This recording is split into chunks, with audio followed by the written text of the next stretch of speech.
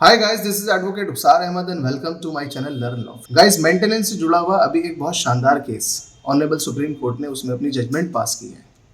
पूरे देश के लिए ये केस एक मिसाल बनने वाला है, क्योंकि जो लोअर कोर्ट्स हैं उनके लिए डायरेक्शंस इशू की गई हैं कि कैसे किसी भी मेंटेनेंस पिटीशन को लोअर कोर्ट को डिसाइड करनी है।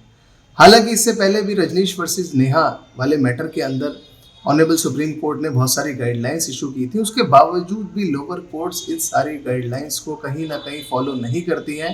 2015 में एक कपल की शादी हुई गौतम बुद्ध नगर के अंदर। वो मुश्किल से 8-9 महीने साथ में रहे। पहली कंप्लेन लड़की की तरफ से फाइल हुई, जिसमें 498A और डाउरी प्रोहिबिशन एक्ट के सेक्शन 3 और 4 का भी उसमें सेक्शंस ऐड किए गए। हस्बैंड ने उसके ऊपर स्टे लेने के लिए इलाहाबाद हाई कोर्ट में अप्लाई किया। इलाहाबाद हाई कोर्ट से ये मैटर आया 30 हज़ारी कोर्ट, उसको ट्रांसफ़र किया गया 30 हज़ारी कोर्ट के अंदर। 30 हज़ारी कोर्ट की महिला कोर्ट ने फिर उसके ऊपर अपना फैसला दिया, इंटरिम मेंटेनेंस डिसाइड की 35,000 रुपये। उसके अगेंस्ट में फिर honourable high court of Delhi के अंदर पिटिशंस फाइल की और फाइनली ये मैटर पहुंचा सुप्रीम कोर्ट ऑफ इंडिया के पास।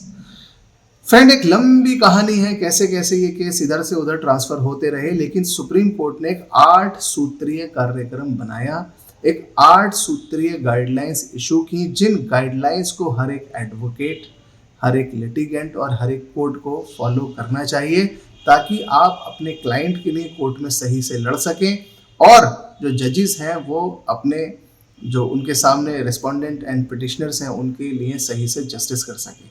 फ्रेंड्स, सबसे पहली बात यह है कि जब भी कोई मेंटेनेंस पिटीशन डिसाइड की जाएगी, उनमें 8 में से सबसे पहली चीज क्या है वो मैं आपको बताता हूँ। सुप्रीम कोर्ट ने 8 इन पॉइंट्स में से नंबर 1 पे रखा है स्टेटस ऑफ द पार्टीज। देखिए, जब भी कभी कोई मेंटेनेंस पिटीशन डिसाइड की जाएगी, उसमें इस चीज का ध्यान रखना है कि दोनों पार्टीज का स्टेटस क्या था। स्टेटस का मतलब यह है कि वो क्या स्लम कॉलोनीज में रहते थे, क्या वो किसी कच्ची बस्ती में रहते हैं, क्या वो एक पॉश कॉलोनी में रहते हैं, कितना पढ़े लिखे हैं, कितनी उनकी पैसे कमाने की अर्निंग है, ये सारा उनका स्टेटस ध्यान में रखना है। ऐसा नहीं है कि आप उनके स्टेटस से बढ़ के या उनके स्टेटस से घटकर कोर्ट मेंटेनेंस डिसाइड कर दे। एक आदमी अगर 200 गज के मकान में रह रहा है और एक आदमी अगर 25 गज के मकान में रह रहा है, तो दोनों के स्टेटस और लिविंग स्टैंडर्ड में बहुत ज़्यादा फर्क होगा और इसके ऊपर एडवोकेट बहुत अच्छी आर्गूमेंट कोर्ट के अंदर कर सकते हैं। बहुत सारे ऐसे लोग हैं जो अपनी कमाई को छुपाते हैं। जैसे फॉर एग्जाम्पल एक व्यक्ति है जो दिल्ली के पंजाबी बाग के 200 गज के फ्लैट में रह रहा है। दिल्ली के अंदर पंजाबी बाग में 200 गज के फ्लैट में रहने वाले आदमी की आय, अगर वो 10वीं पास भी है, तब भी उसकी आय 6,000-8,000 रुपये नहीं हो सकती। ये एज्यूम नहीं किया जा सकता। सिर्फ इस वजह से कि वो दिल्ली के पंजाबी बाग के 200 गज के फ्लैट में रह रहा है, ये आसानी से माना जा सकता है कि वो कम से कम 50-60 हज़ार रुपये, 1 लाख रुपये महीना कमाता होगा, क्योंकि वहाँ पर रहने वाला व्यक्ति इससे कम इनकम में वहाँ पर लाइफ स्टाइल मेंटेन नहीं कर सकता। दूसरी तरफ अगर कोई व्यक्ति ऐसा है जो 25 गज के मकान में रह रहा है और किसी दिल्ली के रेगुलराइज्ड या स्लम कॉलोनी में रह रहा है, तो ये एज्यूम नहीं किया जा सकता है कि वो 1-2 लाख रुपए महीना कमा रहा होगा। वो अपने लिविंग स्टैंडर्ड के अकॉर्डिंग ही पैसा कमा रहा होगा। तो दोनों का स्टेटस पता लगाना बहुत जरूरी है। सेकेंड पॉइंट है reasonable needs of wife and dependents. Friend, यहाँ पर ये बात याद रखनी बहुत ज़्यादा ज़रूरी है कि जो रीजनेबल नीड्स हैं वाइफ और डिपेंडेंट्स की, उनको कंसिडर करना है। अनरीजनेबल किसी भी नीड को काउंट नहीं किया जाना है। कभी कभी वाइफ ऐसी भी चीज़ों को अपनी मेंटेनेंस में क्लेम करते हैं कि उन्हें जैसे किसी क्लब की मेंबरशिप ले रखी है, जहाँ का 4,000 रुपये महीना उस क्लब की मेंबरशिप देनी है, जहाँ पे वो सिर्फ किटी पार्टी करती हैं। तो इस तरह की फ्रिवलेस नीड्स को मेंटेन करना हस्बैंड के लिए ज़रूरी नहीं है। जो रीजनेबल नीड्स है उसमें एजुकेशन है, आपका खाना है, मेडिकेशन है, आपकी ट्रांसपोर्टेशंस है, एक ओवरऑल पर्सनैलिटी ग्रोथ के लिए अगर स्पोर्ट्स भी है तो उससे जुड़ी हुई बेसिक चीज़ें हैं, ये आपकी रीजनेबल नीड्स हो सकती हैं। इसके अलावा अगर कोई ऐसी चीज़ है जो ज़िंदगी जीने के लिए ज़रूरी नहीं है, सपोज़ कोई कहता है कि मुझे अपने जिम की 6,000 रुपये महीना फीस पे करनी है, तो ये एक रीजनेबल नीड नहीं है, क्योंकि ज़रूरी नहीं है कि आप 6,000 रुपये महीना के जिम में ही जाकर कसरत करेंगे। आप किसी नॉर्मल जिम में भी जाकर कसरत कर सकते हैं, तो ये रीजनेबल नीड में काउंट नहीं होगा। इसके बाद है पार्टीज की इंडिविजुअल क्वालिफिकेशन।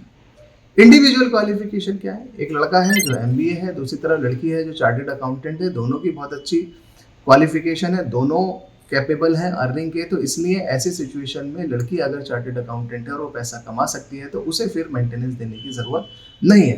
लेकिन लड़का MBA है और लड़की सिंपल एक BA ग्रेजुएट है और उसने कभी नौकरी नहीं की है, तो यहाँ पर दोनों की एजुकेशन को ध्यान में रखते हुए लड़के के लिए ये ज़रूरी है कि वो अपनी वाइफ को मेंटेनेंस पे करेगा। लेकिन अगर लड़की कमा रही है, सफिशिएंट कमा रही है, इक्वली कमा रही है अपने हस्बैंड के, तो फिर वो हस्बैंड अपनी वाइफ को मेंटेनेंस पे नहीं करेगा। यहाँ पर independent income and assets own by the parties, आपके पास एसेट्स क्या है, ये भी बहुत इंपॉर्टेंट चीज़ है। देखिए, इंडिपेंडेंट इनकम हस्बैंड कमा रहा है, कुछ जगहों पे वाइफ भी कमाती है, और कभी कभी ऐसा देखा गया है कि हस्बैंड कमा नहीं रहा लेकिन उसके पास बहुत सारे एसेट्स हैं, यानी कि कमाई को तो उसने छुपा लिया किसी तरह से, लेकिन वो अपने एसेट्स को नहीं छुपा पा रहा है। एसेट्स के मामले में उसके पास सपोज एक 500 गज का मकान है, गांव के अंदर खेती की ज़मीन है, उसके पास गाड़ियां हैं, उसके पास और भी दूसरे एसेट्स हैं जिससे जहाँ से वो अपनी कमाई को जनरेट कर रहा है। तो ये सारी चीज़ें भी आपकी कमाई का सोर्स हैं, यहाँ से भी आप पैसा कमाते हैं। दूसरी तरफ अगर वाइफ है, वाइफ के पास भी अगर प्रॉपर्टी है, उसकी कमाई अच्छी है, उसके पास अर्निंग के सोर्सेज बहुत ज़्यादा हैं, उसके पास एसेट्स हैं, तो इन सारी चीज़ों को ध्यान में रखना है ताकि एक सही फैसला कोर्ट ले सके। Standard of life in matrimonial house, matrimonial house में एक लड़की का कैसा स्टैंडर्ड ऑफ लाइफ था, ये भी बहुत इंपॉर्टेंट है। कभी कभी क्या होता है कि ससुराल और मायके का लिविंग स्टैंडर्ड अलग अलग होता है, यानी कि लड़की एक गरीब परिवार से थी लेकिन जब अपने ससुराल के अंदर आती है तो ससुराल में उसका लिविंग स्टैंडर्ड बहुत हाई होता है। सपोज मायके के अंदर वो एक 50 गज के मकान में रहती थी, लेकिन जब वो अपने ससुराल में आती है तो 500 गज का मकान था, तो ऑटोमेटिकली उसका लिविंग स्टैंडर्ड हाई होता है। अब ऐसी सिचुएशन में अगर ये आर्गूमेंट की जाए कि लड़की 50 गज में अपने मायके में रहती थी तो और इसके घर वालों को 15-20 हज़ार रुपये में सब मिलकर अपना गुजारा करते हैं, तो ये बात नहीं कोर्ट के अंदर मानी जाएगी, क्योंकि उसका जो लिविंग स्टैंडर्ड है वो हस्बैंड के लिविंग स्टैंडर्ड से मैच होना चाहिए। हस्बैंड अगर 1 लाख रुपए महीना अपने ऊपर खर्च करता है तो ये ऑटोमेटिकली इम्प्लाइड है कि वो अपने बीवी और बच्चों को भी अपने ही स्टेटस के अकॉर्डिंग मेंटेन करेगा। और इसके ऊपर ऑनरेबल सुप्रीम कोर्ट ने पहले भी कई मरतबा डायरेक्शंस इशू की हैं। ऐसा भी देखा गया है कि लड़की एक अमीर फैमिली से थी, यानी कि उसका खुद का 500 गज का मकान था, लेकिन जिस लड़के से उसने शादी करी वो एक छोटे मकान, एक फ्लैट में रहता है, तो अब उस लड़की ये क्लेम नहीं कर सकती कि मैं एक 500 गज के मकान में यहाँ पर रहती हूँ और मुझे मेरे 500 गज के मकान और एक लिविंग स्टैंडर्ड के अकॉर्डिंग मेरा हस्बैंड मुझे मेंटेन करेगा। तो यहाँ पर ये बात भी जस्टिफाइड नहीं है।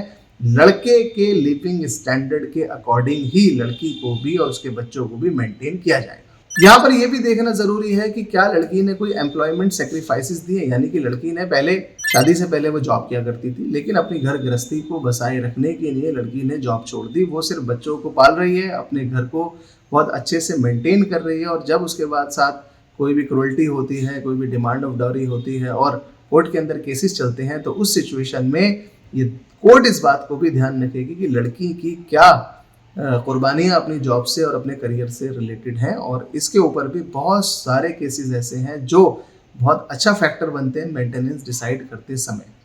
रीजनेबल लिटिगेशन कॉस्ट भी एक बहुत ही इंपॉर्टेंट फैक्टर है जो कोर्ट्स को डिसाइड करना है कि दोनों पार्टीज ने मिलकर कितना पैसा लिटिगेशन के अंदर खर्च किया। वैसे तो कोर्ट 11,000 रुपये लड़की को मेंटेनेंस पिटीशन में, डिवोर्स पिटीशन में दिलवाती है ऐसे लिटिगेशन कॉस्ट, लेकिन उसके बावजूद भी कभी कभी ये कॉस्ट इससे ज़्यादा होती है, बल्कि कभी कभी नहीं, ज़्यादातर मामलों में पैसा हज़ारों में और लाखों रुपए में खर्च होता है। तो जब भी कभी भी कोर्ट मेंटेनेंस या परमानेंट एलिमनी डिसाइड करेगी तो उसे इस लिटिगेशन कॉस्ट को भी ध्यान में रखना है। ऐसा ना हो कि सिर्फ 5 लाख रुपए आपकी परमानेंट एलिमनी डिसाइड हुई है या आपकी 4-5 हज़ार रुपये आपकी मेंटेनेंस परमानेंट डिसाइड हुई है, लड़की इस मेंटेनेंस को लेने में उसने कई लाख रुपए खर्च कर दिए हो, तो वो उसके लिए घाटे का सौदा रहेगा। तो कोर्ट इसको भी ओवरऑल ऑब्जर्व करेगी। लास्ट पॉइंट है फाइनेंशियल कैपेसिटी ऑफ हस्बैंड, उसकी इनकम, उसकी लायबिलिटीज़ और डिपेंडेंट्स के ऊपर होने वाला खर्चा।